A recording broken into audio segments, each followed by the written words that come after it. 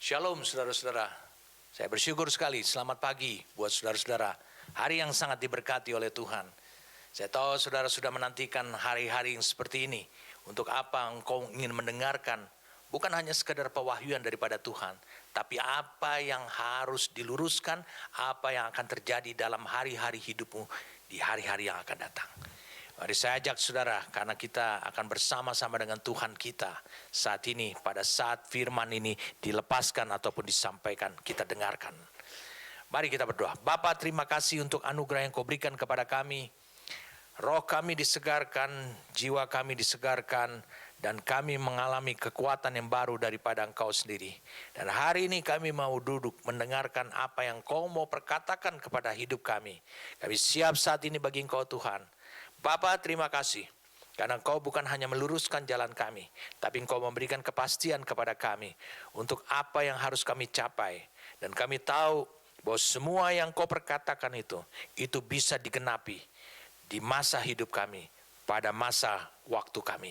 Terima kasih Tuhan, kami bersyukur untuk kami bisa bekerja sama dengan Roh-Mu yang kudus, yang selalu membawa firman yang segar, yang berasal daripada mulut-Mu sendiri. Terima kasih, kami berterima kasih padamu dan bersyukur dalam nama Tuhan kami Yesus Kristus. Amin. Beberapa minggu, bahkan beberapa bulan yang lalu, kita sudah belajar tentang betapa dahsyatnya kehidupan gereja Tuhan oleh karena mengalami yang disebut dengan baptisan ataupun hidup dalam kuasa Roh Kudus. Allah tidak main-main untuk melakukan hal seperti itu. Oleh karena Allah adalah Allah yang memiliki tujuan. Allah adalah Allah, bukan hanya Allah yang memiliki rencana, tapi Dia memiliki tujuan. Allah yang bertujuan. Allah menghendaki bahwa bukan hanya Dia, meskipun Dia sanggup untuk melakukannya, tetapi karena Dia berfirman menciptakan manusia untuk bisa menggambarkan rupanya Dia sendiri.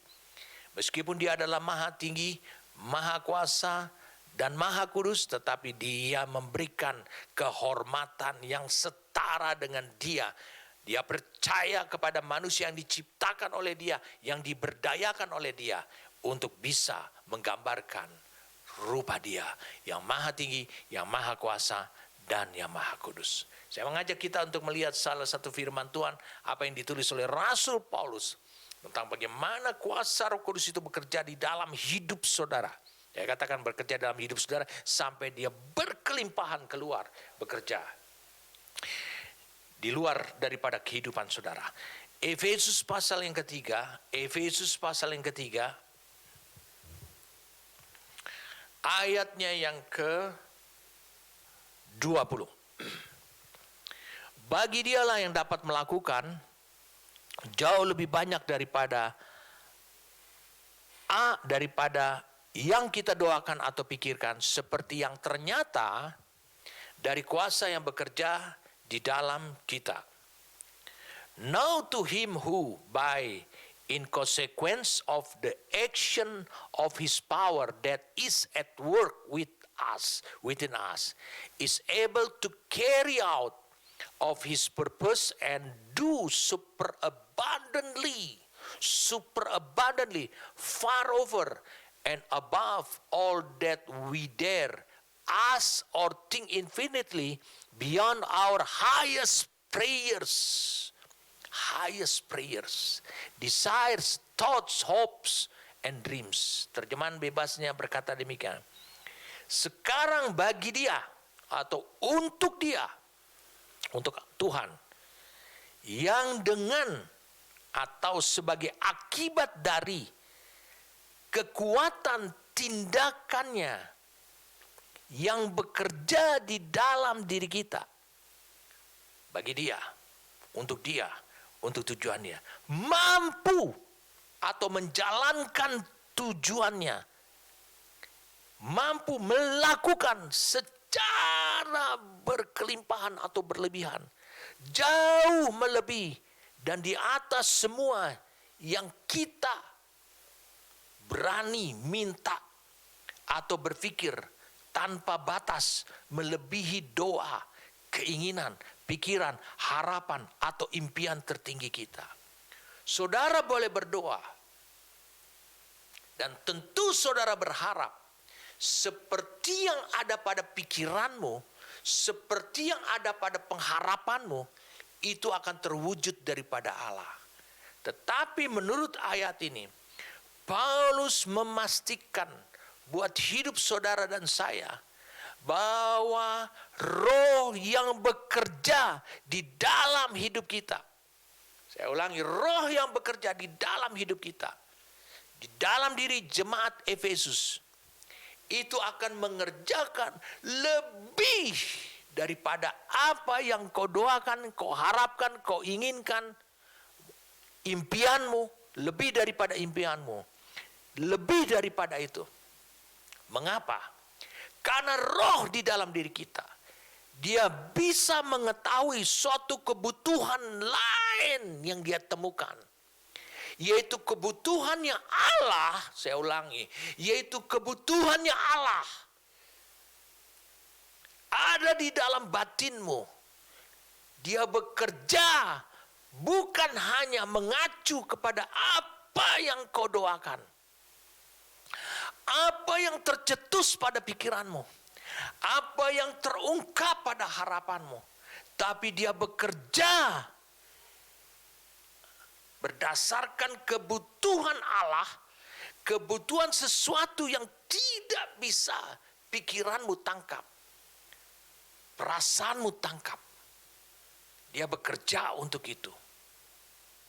Saya suka sekali dikatakan demikian. New King James Version ataupun Amplified Bible itu menuliskan seperti ini. Di New King James Version, kutipannya adalah ini. According to the power that works in us. Kalau saudara dibaptis Roh Kudus, bisakah saudara bercerita, menjelaskan kepada saya ulangi, bisakah saudara menjelaskan kepada saya apa arti baptisan Roh Kudus? Saya sudah berminggu-minggu yang lalu, bahkan bulan yang lalu, beberapa bulan yang lalu, saya sudah menjelaskan pewahyuan baptisan Roh Kudus. Bagaimana Roh Kudus yang saudara miliki, yang tanpa batas, tanpa ukuran tersebut, bekerja di dalam saudara dan bagi saudara, untuk saudara. Bagaimana dia bisa bekerja? Saudara tidak bisa mengungkapkannya. Saudara akan bisa memahaminya hanya melalui pengalaman demonstrasi daripada kuasa roh itu sendiri. Dengan kata lain, saya mau sampaikan pada saudara, waktu engkau berdoa, kau harus bisa pastikan apakah engkau baru lahir baru. Roh Kudus akan bekerja mendengarkan doamu, tapi dia akan bekerja bukan atas apa yang kau minta. Karena kau baru lahir baru. Dia akan bekerja menurut apa kebutuhan Allah yang ada di dalam dirimu. Dia katakan according, sesuai dengan kuasa yang bekerja di dalam dirimu. Tetapi apabila engkau dibaptis atau engkau dipenuhi saja oleh Roh Kudus, maka Roh Kudus akan bekerja untuk apa? Supaya dia tahu kebutuhan Allah di dalam dirimu yang sudah memenuhi seluruh aspek roh, jiwa, dan tubuhmu ini secara utuh. Dia tahu kebutuhannya, yaitu supaya saudara ditenggelamkan, yaitu supaya saudara bisa menjadi saksinya. Dia akan bekerja untuk menjawab kebutuhan Allah itu. Meskipun engkau dalam posisi berdoa dan berharap sesuatu yang lain. Jadi dengan kata lain, tidak ada kekurangan di dalam kehidupan bersama dengan Tuhan. Dengarkan saya. Dan Allah, saya sudah sampaikan minggu lalu, khususnya kepada gerejanya, Dia memberikan kunci kerajaan, kunci-kunci kerajaan surga. Dan apa yang kau ikat di bumi, itu sebabnya Allah akan bekerja bukan atas perintahmu, tapi atas pribadinya yang ada dalam dirimu, kebutuhannya dalam dirimu. Roma pasal yang ke-8,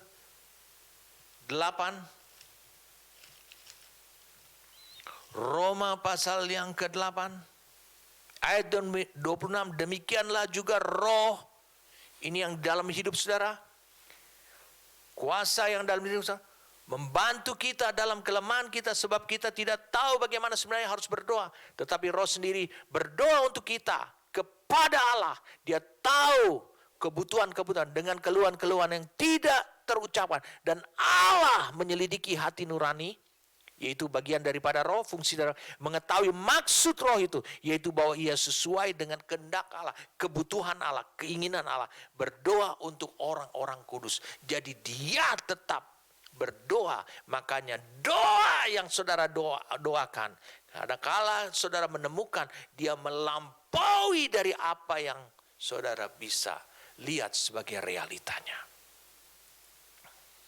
Lihat saudara, kehidupan gereja itu tidak akan pernah menjadi miskin ataupun kekurangan. Minggu lalu saya sudah sampaikan kepada saudara betapa dahsyatnya gereja Tuhan itu. Saya ingin sekarang membaca dulu terjemahan daripada Amplified Bible Efesus 3 ayat 20. Sekarang bagi dia yang dengan atau sebagai akibat dari kekuatan atau tindakannya yang bekerja dalam kita, mampu atau menjalankan tujuannya dan melakukan secara berlebihan. Saya suka sekali kalimat ini. Jauh melebihi dan di atas semua yang kita atau berani minta atau berpikir atau tanpa batas, melebihi doa, keinginan, pikiran, harapan atau impian tertinggi kita. Wow, dia jauh bekerja dalam diri kita, mampu melakukan yang berlebihan, yang melebihi, yang melampaui. Jadi dengan kata lain, saya berikan satu kesimpulan yang luar biasa. Allah yang bekerja di dalam dirimu, roh yang bekerja dalam dirimu itu, dia membawa engkau melampaui keterbatasanmu, menempatkan engkau di suatu kondisi yang tidak terbatas. Hanya roh Allah saja. Mari, bukankah kita sedang membahas tentang baptisan Roh Kudus? Wow, ini luar biasa sekali. Kita mau lihat realitanya. Kita mau pahami realitanya. Adakah dari para murid-muridnya? Saya ulangi sekali lagi. Adakah bukti dari para murid-muridnya? Di Alkitab, di Kisah Para Rasul dan seterusnya. Mereka meniru, saya ulangi sekali lagi, mereka meniru mukjizat yang pernah terjadi dilakukan oleh Yesus. Apakah Petrus, Yohanes, Yakobus, Matius, Thomas, Filipus, ataupun siapa saja pernah menyembuhkan orang dengan meludah, pernah menyembuhkan orang, membangkitkan orang mati, sama seperti Yesus? Pernahkah di antara mereka pernah menghardik roh jahat,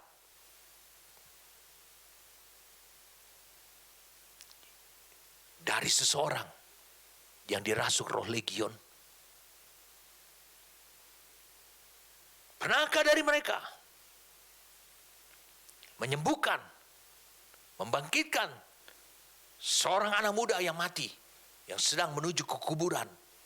Sama seperti pemuda yang berasal dari kota Nain. Pernahkah mereka? Mereka tidak meniru menduplikasi apa yang dilakukan, apa yang pernah dilakukan oleh Yesus. Tapi mereka memiliki kekuatan, kuasa sekarang yang pernah bekerja di dalam diri Yesus. Sekarang bekerja di dalam diri mereka dan untuk mereka. Jadi mereka tidak mengkotakkan. Saya ulangi, mereka tidak mengkotakkan atau mengkarduskan semua pekerjaan daripada Roh Tuhan. Lihat apa yang dilakukan oleh Petrus. Kisah Para Rasul 3. Saudara bisa buka Kisah Para Rasul 3. Beberapa kali kita sudah membaca ini. Kisah Para Rasul 3. Petrus dan Yohanes sedang mau pergi ke bait suci. Di tengah jalan, di salah satu pintu gerbang indah. Pintu gerbang elok. Dia melihat seorang. Di sana seorang yang diusung, lalu kemudian diletakkan di sana menjadi pengemis. Orang itu lumpuh total. Karena apa? Karena penyakit yang dideritanya. Kelemahan dan kecacatan yang diderita, disabilitas yang dideritanya, itu sejak dia masih dia terlahir dari dalam rahim ibunya. Apa yang dilakukan Yesus? Lihat, apa yang dilakukan Petrus? Petrus baru saja mengalami sesuatu yang dahsyat dari loteng. Yang orang berkata, waktu melihat ulah mereka ini dikatakan, mereka ini disangka adalah sedang mabuk anggur. Alkohol. Tetapi Yesus menegaskan, sulit kita untuk menyangka, menduga, atau berbantah pada orang yang menuduh hidup kita. Tapi kemudian Petrus mendekati orang ini, menemui orang yang lumpuh ini. Lalu dia berani mengatakan hal ini. Yesus juga tidak pernah mengatakan itu. Kita bisa melihat sekarang bagaimana roh, bagaimana kuasa itu bekerja dari dalam dirinya Petrus. Bukan hanya Petrus memegang kunci-kunci kerajaan sorga. Sama seperti yang dikatakan oleh Yesus, dinubuatkan oleh Yesus di Matius 16. Dan itu terrealisasi di Kisah Rasul 2. Tapi sekarang, Petrus yang sama, Petrus yang pernah menyangkal, Petrus yang pernah kabur ke kiri dan ke kanan, yang pernah warawiri kemana-mana, Petrus yang tidak stabil. Sekarang Petrus ini mendatangi seorang yang lumpuh. Yesus belum pernah mendatangi orang seperti itu. Yesus pernah dilihat oleh Petrus ketika menyembuhkan seorang yang 38 tahun tergeletak lumpuh. Tapi ingat, dia 38 tahun. Ini sesuatu yang lahir. Ini dia dapat informasi dari orang-orang yang membawanya, dari orang-orang sekelilingnya, supaya orang ini berguna. Sebab orang ini telah tidak berguna karena dia terlahir dari rahim ibunya sudah lumpuh. Berbeda dengan orang di kolam Bethesda, hanya 38 tahun dia lumpuh. Ini sesuatu yang lain. Petrus tidak mau menduplikasi, bahkan mengingat-ingat perkataan Yesus kepada orang di kolam Bethesda. Ini sesuatu yang lain. Dia tahu bahwa Roh Kudus, Roh yang sama akan mengerjakan mulai dari dalam dirinya dan bagi dirinya. Saya ulangi, dalam dirinya, bagi diri Petrus. Roh Kudus yang sama. Itu yang merupakan keteguhan dan keyakinan Petrus. Roh Kudus yang sana. bukan menduplikasi tindakan yang sama. Petrus tidak katakan, dia bilang, maukah engkau sembuh? Seperti di Yohanes pasal yang ke-5. Yesus datang bertanya kepada orang yang 38 tahun lumpuh, maukah engkau sembuh? Tidak ada orang yang menolong aku. Ketika air itu sudah bergoyang, lalu kemudian, ya aku sudah terlambat. Orang ini tidak berdiri, tidak tergeletak di kolam Bethesda, tapi di pintu gerbang indah. Orang ini, keluarga orang ini, membuat orang ini berguna sehingga memiliki penghasilan dari orang-orang yang memiliki belas kasihan. Sesuatu yang sama bekerja di dalam dirinya Petrus. Satu pribadi yang sama yang telah membangkitkan Yesus dari kematian, membuat Yesus bisa membangkitkan Lazarus yang sudah 4 hari dan sudah berbau, dan bahkan menyembuhkan banyak orang, mengusir setan. Sekarang bekerja di dalam dirinya Yesus, di dalam diri Petrus dan bagi Petrus. Petrus berkata kepada orang itu, dia bilang begini, emas dan perak tidak ada padaku, tapi apa yang kupunya, kuberikan kepadamu. Demi nama Yesus Kristus, orang Nazaret itu, berjalanlah. Demi pribadi itu, yang dia duplikasi adalah apa yang terjadi, apa yang membuat Yesus Kristus orang Nazaret itu pernah menyembuhkan orang lumpuh 38 tahun di kolam Bethesda, pernah membangkitkan Lazarus yang sudah 4 hari dan sudah berbau, bangkit dari kematian. Jadi bilang, itu yang aku punya. Yang apa? Pernah terjadi, pernah dilakukan oleh Yesus, akan kuberikan kepadamu. Jadi Petrus ini menunjuk kepada kuasa, kepada pribadi yang bekerja, yang dia miliki ketika dia menanti dalam ketaatan, dalam kesatuan ilahi Allah di kamar loteng atas selama 10 hari. Itu yang mau kuberikan kepadamu. Karena apa? Karena Petrus tahu bahwa pribadi Roh Kudus yang sama ini bukan hanya karena kuasa yang sama ini, bukan hanya akan bekerja di dalam diri dia, tapi juga akan bekerja bagi Petrus. Efesus 1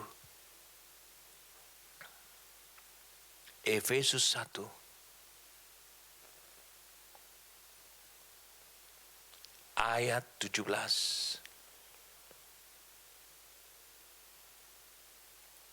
Efesus 1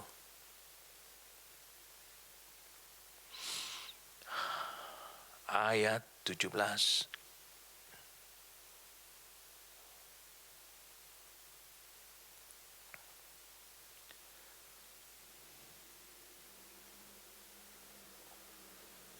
Dia bilang begini,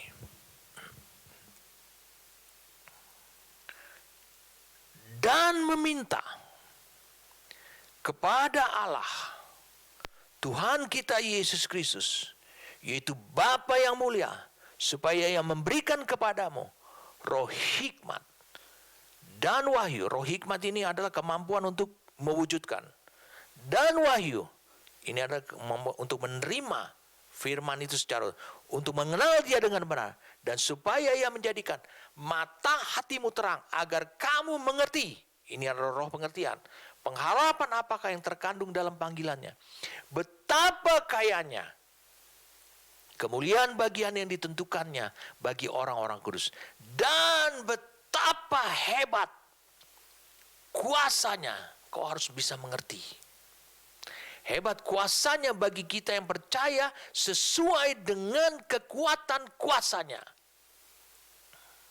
Saya ingin saudara bisa mengerti apa yang dialami oleh Petrus. Dalam Amplified Classic Bible ditulis, kita tayangkan saja ayatnya yang ke-18. By having the eyes of your heart flooded with light so that you can know. Supaya engkau tahu tentang pewahyuan, tentang kuasa, hidup dalam kuasa Roh Kudus. And understand the hope to which He has called you, and how rich is His glorious inheritance in the saints, His set apart one. Ayat 19-nya, Amplified Classic Bible. And so that you can know and understand what is the immeasurable and unlimited and surpassing greatness of His power in and for us. His power, betapa hebatnya kuasa. His power in and for us who believe, as demonstrasi. Betapa hebatnya kuasa di dalam bekerja dalam diri kita dan untuk kita who believe, as demonstrated in the working of His mighty strength. Ayat 18-nya, dengan membuat hatimu dibanjiri atau diliputi terang, sehingga kamu dapat mengetahui atau dapat tahu dan memahami pengharapan yang kepadanya Dia memanggilmu. Allah memanggil, Dia punya harapan. Itu maksudnya. Dan betapa kayanya warisan. Kalau engkau dapat warisan, berarti engkau keturunannya. Yang mulia kepada orang-orang kudus. Dan warisan itu dipisahkannya. Ayat 19. Ini yang saya mau bagikan pada saudara. Rahasia yang bekerja dalam hidupmu dan bagi engkau. Dan dikatakan, atau agar engkau dapat mengetahui dan memahami betapa besarnya kuasanya yang tak terukur dan tak terbatas, serta jauh melebihi hal yang agung, hal yang luar biasa, hal yang besar, dan yang bekerja di dalam kita, bagi kita yang percaya, di dalam dan bagi atau untuk kita yang percaya.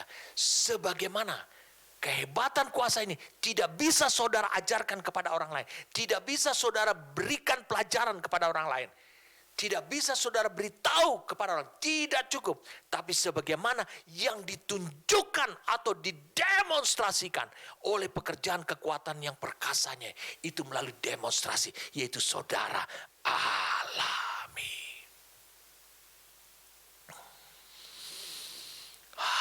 Luar biasa sekali saudara.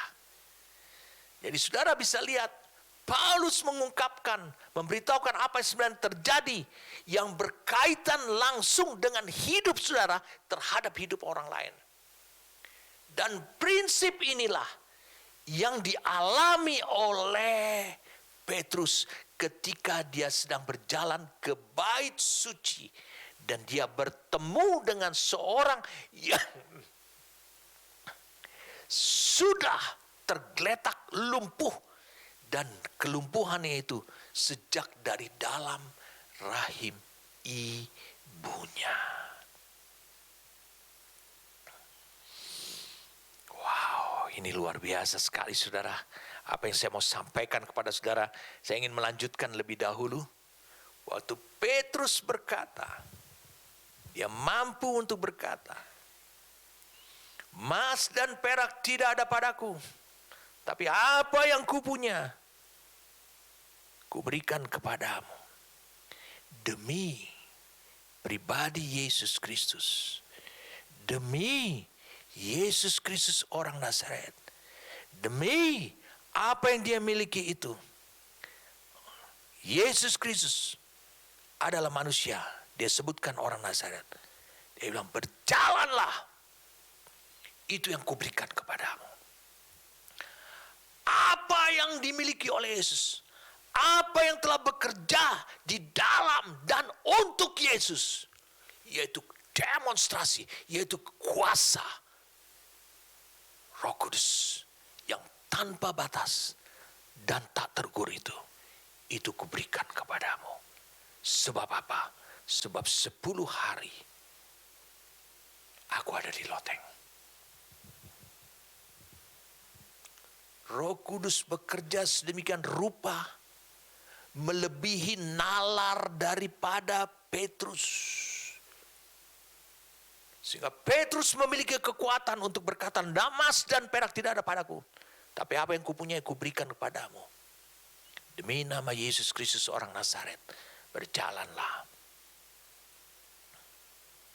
Dia berkata, aku mendapatkan itu 10 hari di loteng. Aku berdiri di hadapannya langsung. Dengarkan baik-baik. Bukankah Petrus ini sedang berhadapan langsung, muka dengan muka, dengan setan, dengan musuh yang mengendalikan seluruh kota Yerusalem. Wow. Yang mengendalikan seluruh kota Yerusalem. Oh Papa, beraninya engkau berkata demikian. Dia orang lumpuh. Sejak dari dalam rahim ibunya. Tidakkah engkau lihat? Sejak orang lumpuh ini berjingkrak-jingkrak masuk ke bait suci. Esok harinya 5.000 orang bertobat. Seluruh kota diubahkan. Kuasa yang bekerja di dalam dirimu tidak akan hanya stop bekerja di dalam dirimu. Dia mau bekerja bagimu. Minggu lalu saya sampaikan pada saudara, kepadamu kuberikan kunci-kunci kerajaan surga.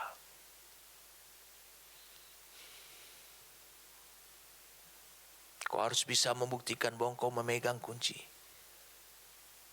Kenapa di ayat sebelumnya Yesus mengatakan, di atas Gibraltar ini,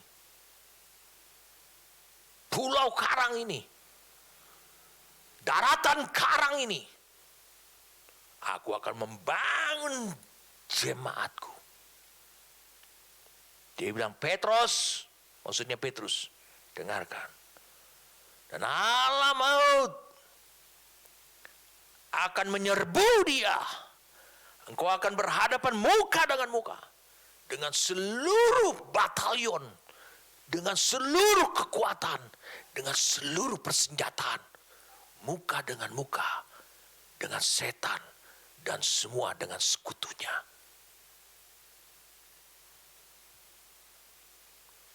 Perhatikan baik-baik. Petrus ditahan setelah menyembuhkan. Mereka beribadah di Serambi Salomo. 5.000 orang. Ibadah berhenti. 5.000 orang di stop. Terjadi perubahan di kota.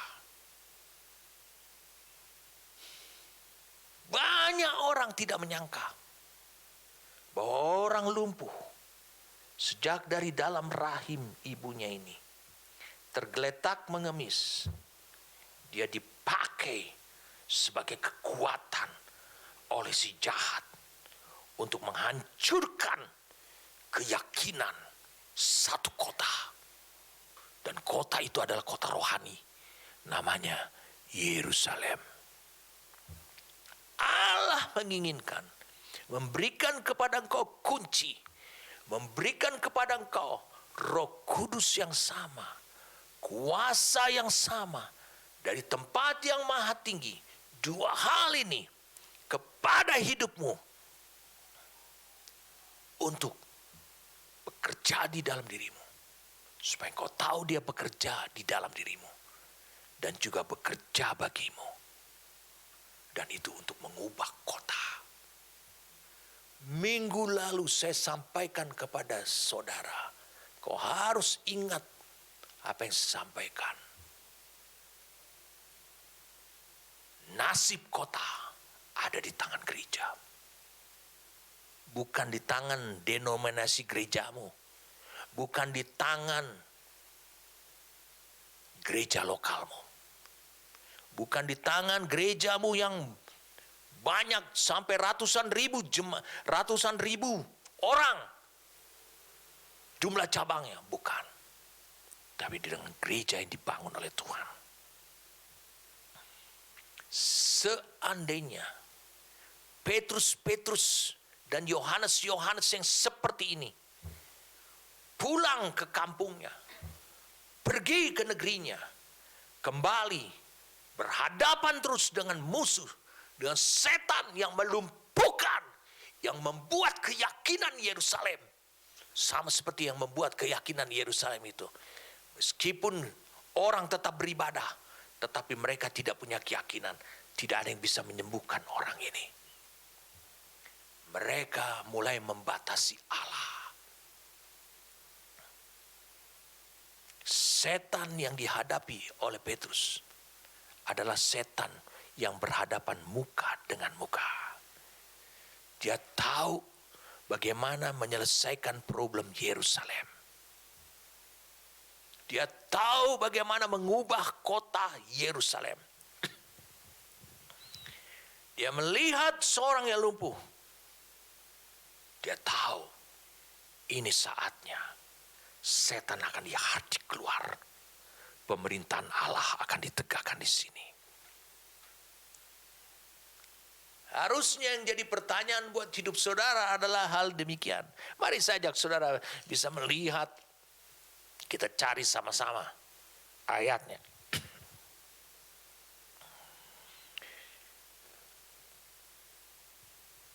Lihat Kisah Rasul 4 ayat yang ke-10. Ayat 8. Maka jawab Petrus dengan Roh Kudus, hai pemimpin-pemimpin umat dan tua-tua. Ayat 10. Maka ketahuilah oleh kamu sekalian dan oleh seluruh umat Israel, bahwa dalam nama Yesus Kristus orang Nazaret yang telah kamu salibkan, tetapi yang telah dibangkitkan Allah dari antara orang mati, bahwa oleh karena Yesus itulah orang ini berdiri dengan sehat sekarang di depan kamu.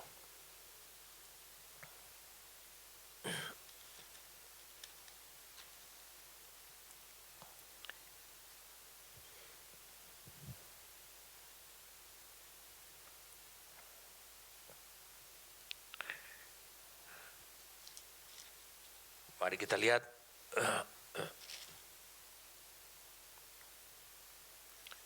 Kisah Para Rasul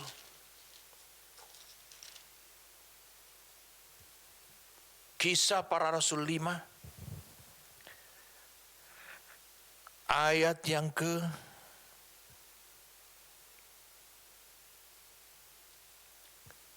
26. Lihat, perubahan terjadi di kota. Dia awali dengan kesembuhan daripada orang yang lumpuh dari lahirnya. Ayat 6. Maka pergilah kepala pengawal serta orang-orangnya ke bait Allah, lalu mengambil kedua rasul itu, tetapi tidak dengan kekerasan, karena mereka takut kalau orang banyak melempari mereka. Mereka membawa keduanya dan menghadapkan mereka kepada mahkamah agama.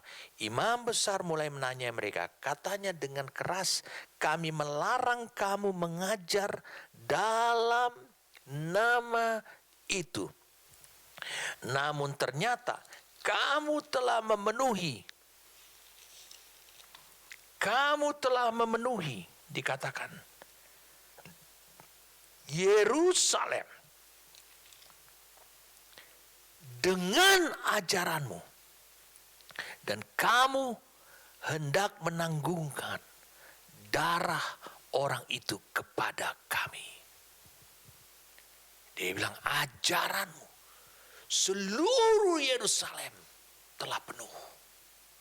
Bukankah Yerusalem sekarang berubah? Ya. Petrus dengan kuasa Roh Kudus berangkat ke neraka, berhadapan muka dengan muka. Yesus tahu bagaimana membangun Petrus sebagai bagian daripada gereja Tuhan. Karena Yesus pernah berhadapan langsung setelah berpuasa 40 hari. Dia dicobai oleh Lucifer, oleh setan, dan dia menang mutlak. Dia tahu kekuatan setan. Sekarang pun juga Petrus tahu kekuatan setan yang membelenggu seluruh Yerusalem. Dia tahu caranya setan, dia tahu strateginya setan, dia tahu bagaimana siasatnya setan melalui orang lumpuh. Dia tahu, maka termanifestasi seluruh kejahatan setan di kota itu. Mereka membelenggu, mereka menangkap Petrus dan Yohanes, mereka mempersalahkannya. Semua termanifestasi. Kebencian muncul, semua muncul. Itu rupanya yang mewarnai Yerusalem yang dibelenggu oleh setan. Seolah-olah Petrus dan Yohanes berkata, gereja Tuhan sekarang datang untuk menghentikan, untuk mengakhiri pekerjaanmu setan. Dimulai dari orang yang lumpuh sejak lahirnya ini. Dimulai dari sana. Dimulai diteruskan sampai ke bait Allah. Dimulai diteruskan kepada orang-orang lain. Sehingga 5.000 orang percaya kepada Tuhan. Dalam satu hari. Itu jumlah yang banyak. Amin. Luar biasa. Kita lihat sekarang Kisah Rasul pasal yang pertama. Saya mau hubungkan saudara, hubungan dengan kuasa tersebut kepada kerajaan yang dibangun di muka bumi ini. Kisah Rasul 1 ayat 4, pada suatu hari ketika ia makan bersama-sama dengan mereka. Ayat 3. Kepada mereka ia menunjukkan dirinya setelah penderitaannya selesai, dan dengan banyak tanda ia membuktikan bahwa ia hidup selama 40 hari ia berulang-ulang menampakkan diri, memberikan bukti bahwa dia hidup, dia bangkit, dan berbicara kepada mereka tentang kerajaan Allah. Saudara harus bisa menemukan bahwa ada kaitannya kebangkitan Yesus. Dia harus bisa memberikan bukti. Katakan bukti. Katakan kepada orang sebelah saudara. Bukti. Kalau saudara sendirian menontonnya, katakan bukti. Bukti itu berkaitan erat dengan kerajaannya. Petrus bisa memberikan bukti bahwa Yesus yang kalian bunuh itu bangkit. Lihat, orang yang lumpuh sejak dari dalam rahim ibunya bisa sembuh. Allah adalah Allah yang punya tujuan. Sehingga karakter Yesus juga sama. Dia selalu punya tujuan. Mengapa 40 hari mengapa setelah dia bangkit dia tidak langsung nyelonong pada hari yang ketiga Sesudah dia bangkit, pada hari yang ketiga sesudah kebangkitannya, langsung dia naik ke surga. Kenapa harus 40 hari sesudah kebangkitan baru dia ke surga? Dia harus memberikan bukti tentang kebangkitannya. Dengan memberikan bukti kepada kebangkitannya, tentang kebangkitannya, berarti dia memperkenalkan kuasa yang tidak terukur, kuasa yang tidak terbatas, kuasa yang melampaui segala kekuatan lain. Itulah yang bekerja, yang membangkitkan dia dari kematian. Dia perkenalkan Roh Kudus dan kuasa kebangkitannya. Ayat 4. Pada suatu hari ketika ia makan bersama dengan mereka, ia melarang mereka meninggalkan Yerusalem. Dua hal kita sudah lihat kaitannya. Kebangkitannya, bukti kebangkitannya, dan kerajaannya.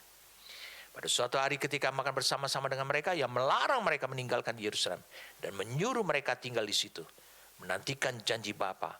Yang demikian katanya, telah kamu dengar daripadaku, sebab Yohanes membaptis dengan air, tetapi tidak lama lagi kamu akan dibaptis dengan Roh Kudus. Mengapa harus di Yerusalem? Karena kekuatan iblis ada di sana. Di seluruh dunia, kekuatan iblis bermukim di Yerusalem, di antara manusia.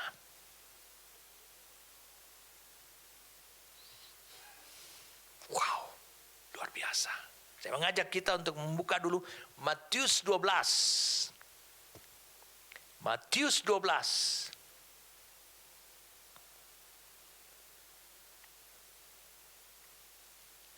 Ayat yang ke-8, tetapi jika aku mengusir setan,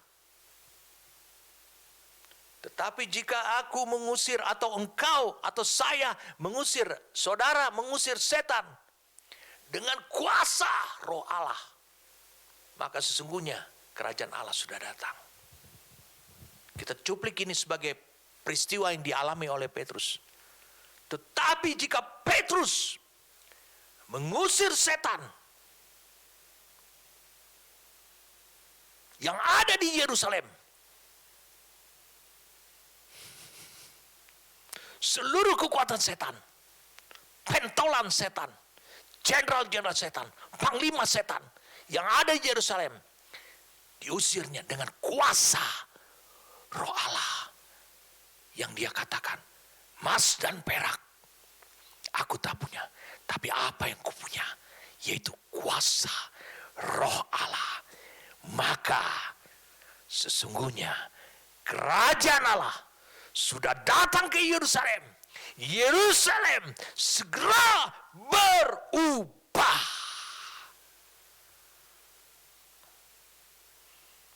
Wow, dahsyat.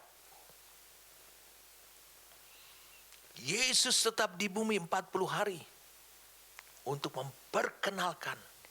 Itu adalah pelajaran, membuktikan kuasa kebangkitannya. Ini berkaitan erat. Itu tujuannya Yesus. Sebabnya dia katakan pada muridnya, ayat 6, ayat 5. Sebab Yohanes membaptis dengan air, tapi tidak lama lagi kamu akan dibaptis dengan Roh Kudus. Supaya apa? Supaya Matius 12 ayat 28 terrealisasi. Supaya apa? Supaya Matius 16 ayat 18 dan 19 terwujud. Supaya apa? Supaya engkau bisa menyelesaikan seluruh pekerjaan setan, menghentikannya, memusnahkannya. Mari kita lihat. Sebab kata Yesus, seolah-olah dia berkata, kamu perlu dibaptis Roh Kudus. Sebab apa? Itu yang aku alami. Kisah Rasul 10 ayat yang ke-38. Petrus juga yang mengatakan ini. Dia tahu rahasianya. Apa yang terjadi pada dia. Maka digunakan demi nama Yesus. Orang Nazaret. Gak pernah hilang. Tidak dikatakan demi Tuhan Yesus.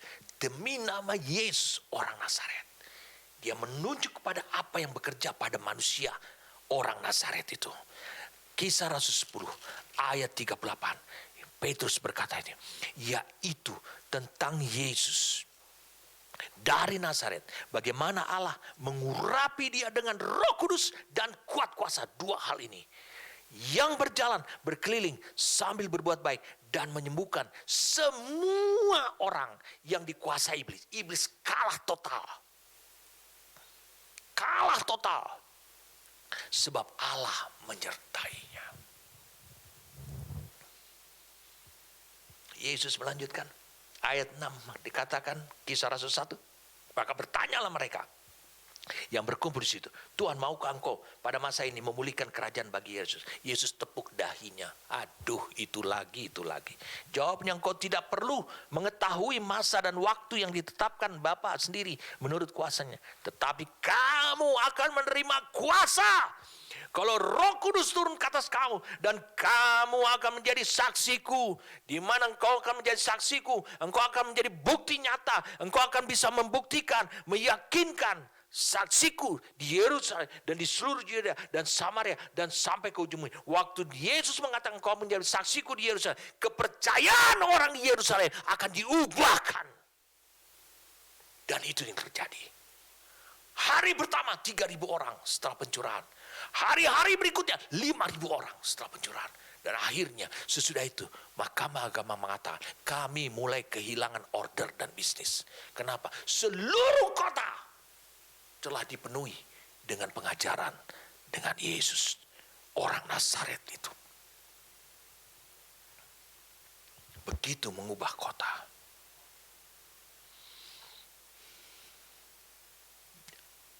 Apa yang Yesus lakukan selama 40 hari?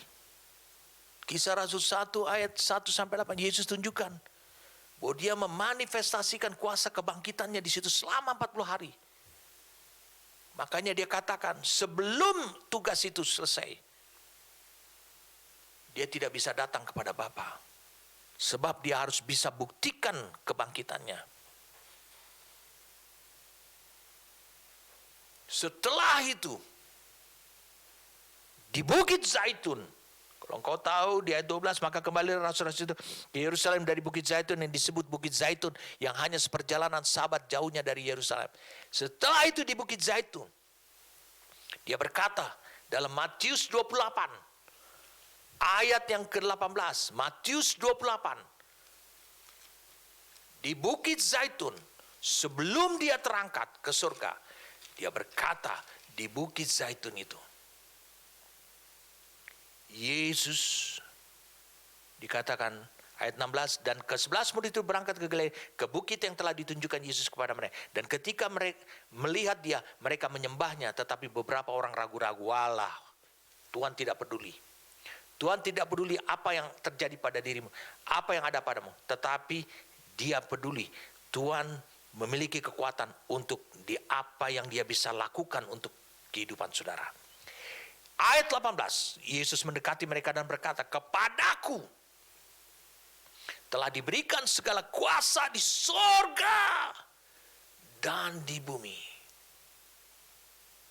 Ketika dia selesai memberikan bukti bahwa kuasa kebangkitanlah yang bekerja di dalam dirinya selama 33,5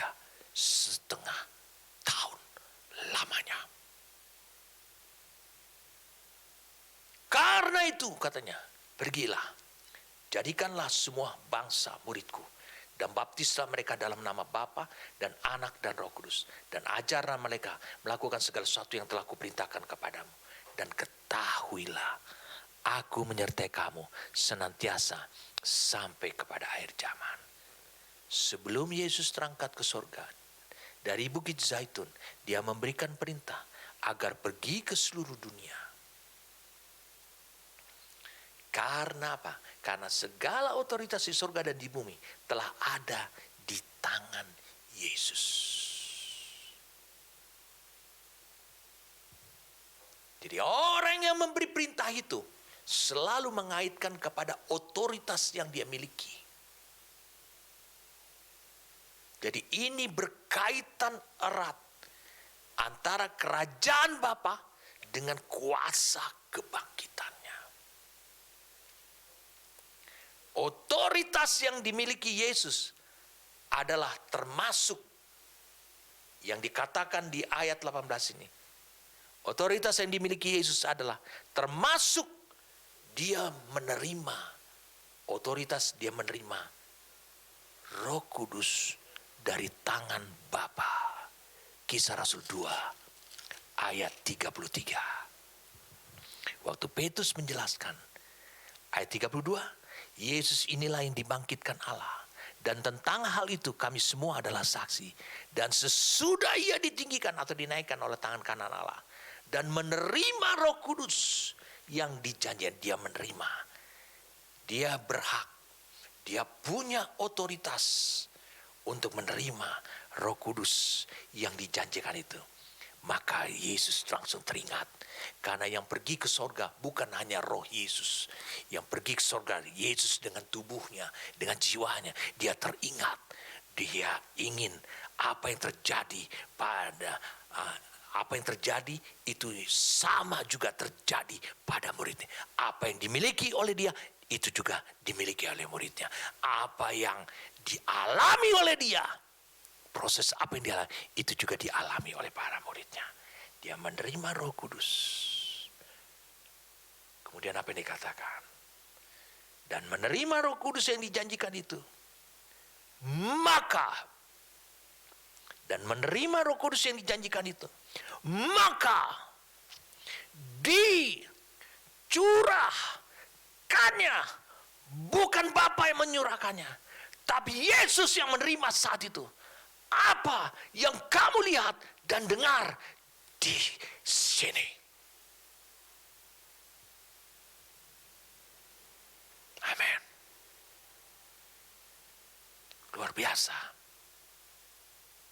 Itulah kaitannya kerajaan Bapa dengan kuasa kebangkitannya. Otoritas yang dimiliki Yesus, menerima Roh Kudus, dia tahu pemberitaan kerajaan Allah, upaya kerajaan Allah diwujudkan di bumi tidak akan berhasil tanpa kuasa kebangkitan ini.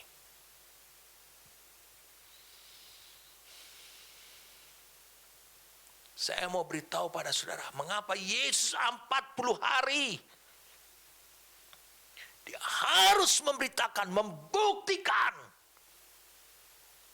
bahwa dia bangkit karena kuasa itu. Itu 40 hari waktu yang lama. Sebab salib, sebab pemberitaan tentang salib tidak memiliki arti sedikit pun juga. Tidak memiliki arti apa-apa. Sebab salib maupun pemberitaan tentang salib tidak memiliki arti apapun juga. Sedikit pun juga. Tanpa kebangkitan.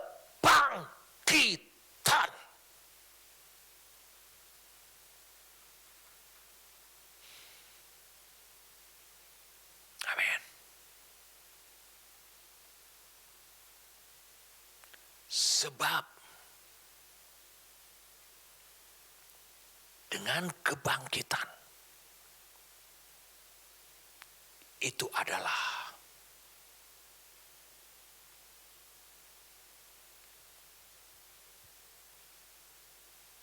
hidup, kuasa Allah dijelaskan, dinyatakan seutuhnya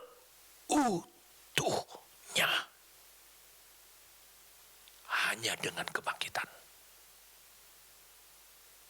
Kalau engkau hanya berbicara tentang salib, gak ada gunanya.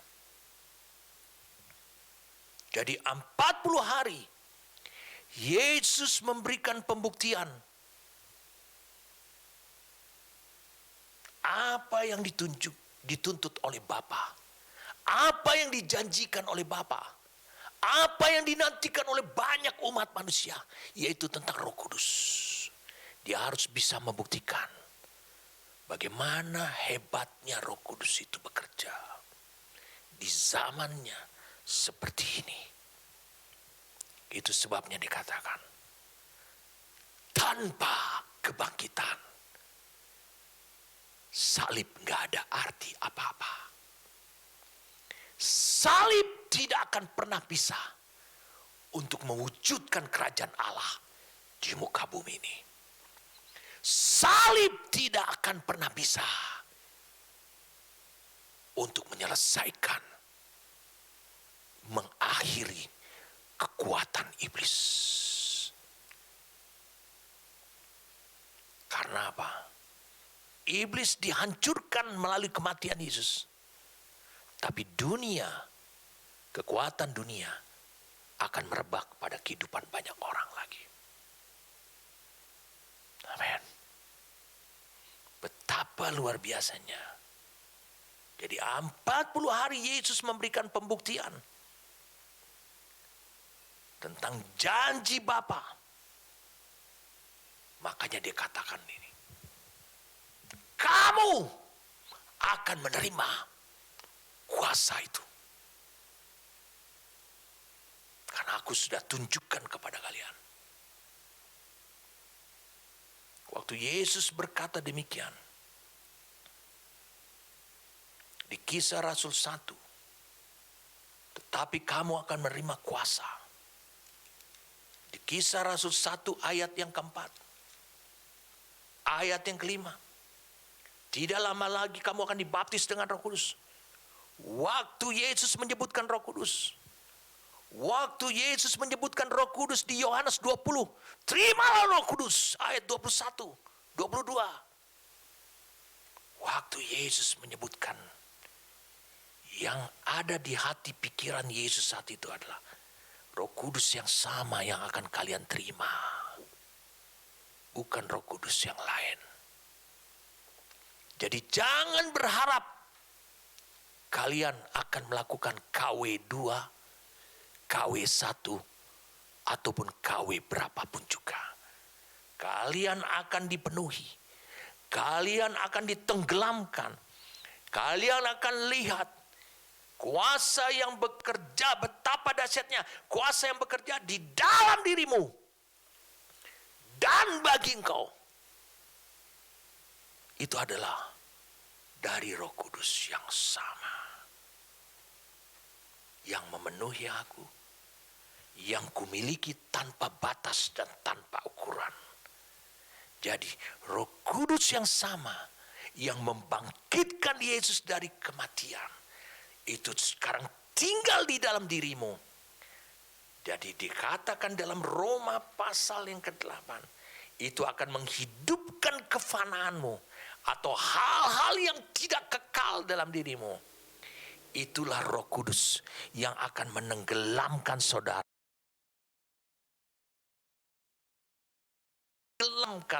Saudara, Roh Kudus yang pernah menenggelamkan Yesus, Roh Kudus yang sama. Yesus tidak datang ke surga menerima Roh Kudus yang lain. Roh Kudus yang sama. Dia tahu yang dia terima dari Bapa adalah Roh Kudus yang pernah menenggelamkan dia. Menenggelamkan dia dalam kuasanya, yang membuat dia bisa berjalan terus sampai kepada tujuan. Roh Kudus yang inilah yang dicurahkan. Tujuannya pencurahan itu untuk menenggelamkan saudara dalam kuasa yang sama. Sehingga dengan demikian terwujudlah firman Tuhan. Aku akan membangun jemaatku dan alam maut. Dengan kata lain, mari saya ajak kita untuk melihat Matius pasal yang ke-16 menurut versinya kita saja, saudara. Tadi saudara sudah baca Matius pasal yang ke-12.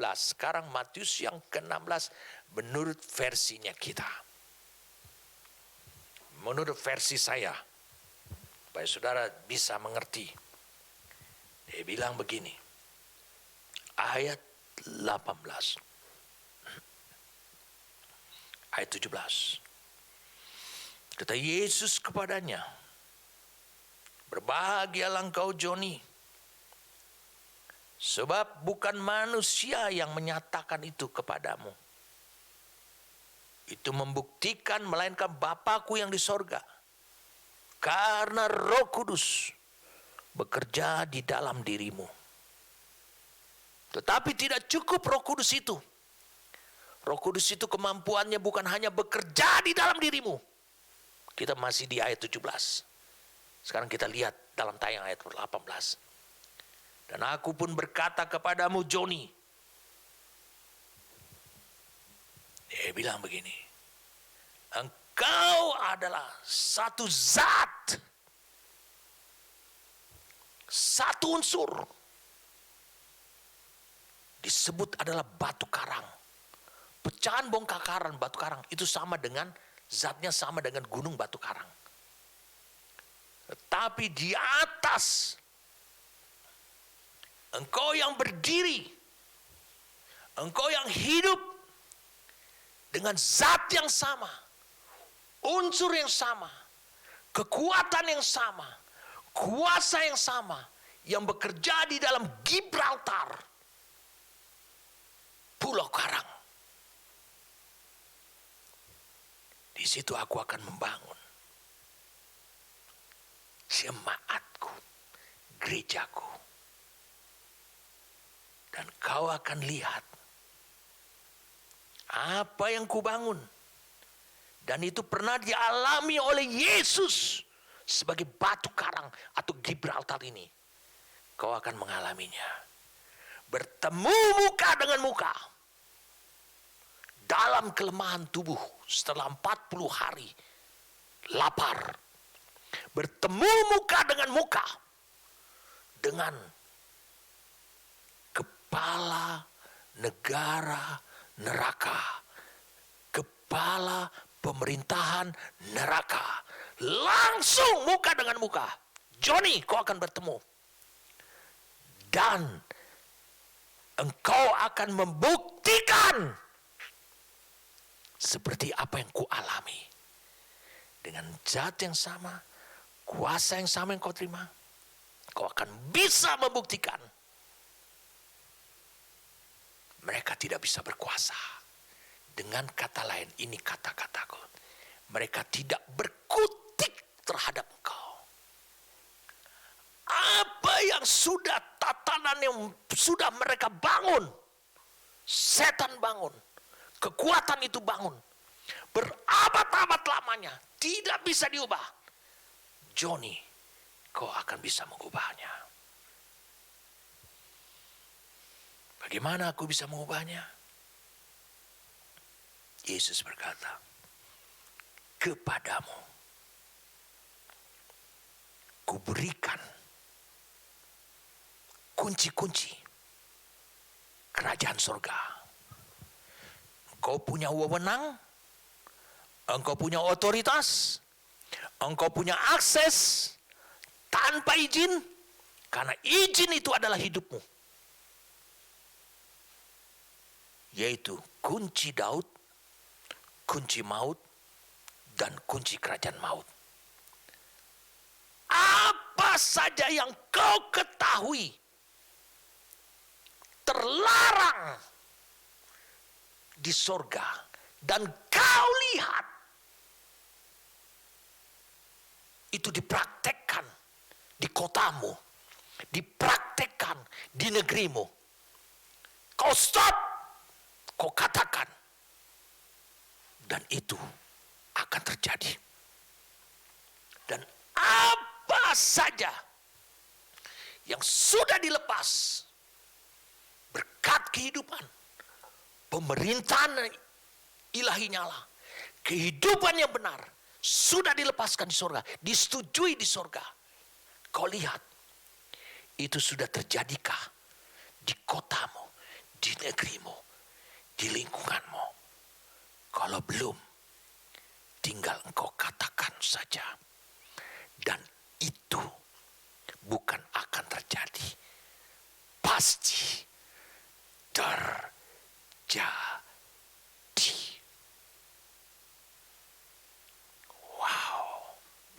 begitulah kuasa itu bekerja di dalam diri kita. 2000 tahun yang lalu, ketika gereja lahir dengan cara yang dahsyat, bukan untuk memperbaiki kehidupan Israel. Bukan. Saudara disebut bangsa pilihan Allah, yaitu gerejanya. Israel dulu disebut bangsa pilihan Allah. Allah punya tujuan supaya seluruh dunia tahu bahwa Allah itu adalah Yehova. Tetapi hari ini saudara disebut bangsa pilihan Allah. Allah untuk menunjukkan bahwa Yesus itu adalah anak Allah yang hidup. Untuk menunjukkan, untuk bisa membuktikan, untuk bisa meyakinkan dunia bahwa keyakinan dunia salah. Dan kau bisa memberikan bukti bahwa Yesus orang Nazaret itu adalah, pada mulanya adalah firman. Firman itu bersama-sama dengan Allah. Dia adalah Allah. Dan firman itu adalah Allah. Dan segala sesuatu dijadikan, dan tanpa dia tidak ada satupun yang telah jadi daripada apa yang telah jadi. Dan firman itu menjadi manusia. Saudara punya kunci, saudara punya wewenang, saudara punya kekuatan, karena dia bekerja di dalam diri saudara. Apa yang Yesus terima di sorga, saya ulangi sekali lagi, oh dahsyatnya ini. Apa yang Yesus terima di sorga, dari tangan Bapa, Yesus periksa seolah-olah Yesus periksa. Demikian, dia lihat apa yang dia terima.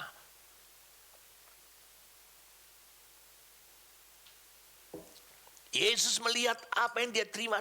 Wow, pribadi Roh Kudus yang sudah dikenal, yang berjalan bersama dengan aku selama 33,5 tahun di muka bumi ini, yang membawa firman, yang membawa aku bersama-sama dengan aku ke Hades, ke alam maut, menghancurkan, merebut semua kunci, termasuk kunci maut dan kunci kerajaan maut, sekarang ada di tanganku. Roh Kudus yang ini yang membuat Yesus bisa merebut kunci-kunci lain yang selama ini dipegang oleh si jahat. Kunci maut atau kunci kematian dan kunci kerajaan maut atau Hades sekarang ada di tanganku. Betapa hebatnya Roh Kudus dan kuasa Roh Kudus ini.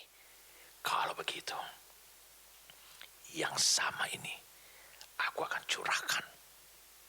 Bukan hanya untuk menggenapkan janji Bapa, tapi ini kerinduanku, ini keinginanku.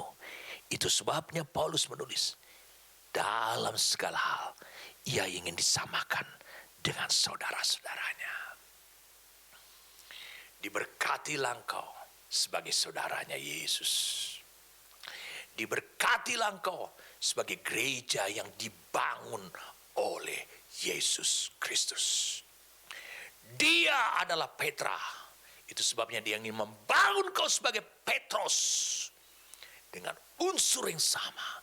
Zat yang sama yang ada pada Petra, ada pada Petrus. Dia tidak memberikan Roh Kudus yang lain. Jadi sekarang mulai dari hari ini, izinkanlah Roh Kudus yang sama, yang dahsyat itu, yang telah membuktikan, memberikan pembuktian, membangkitkan Yesus, sehingga membuat pemberitaan salib itu berarti dan bernilai karena pembuktian melalui kebangkitannya. Itu yang kau terima, itu yang sekarang bekerja di dalam kau dan bagi hidupmu. Amin. Bapa, betapa banyak orang yang mendengarkan firman-Mu ini. Saat ini hati mereka berkobar-kobar, menyala-nyala, mengetahui betapa dahsyatnya pekerjaanmu di dalam hidup kami dan bagi kami. Saat ini saya berdoa, kau bersyukur kepada Tuhan karena engkau dianggap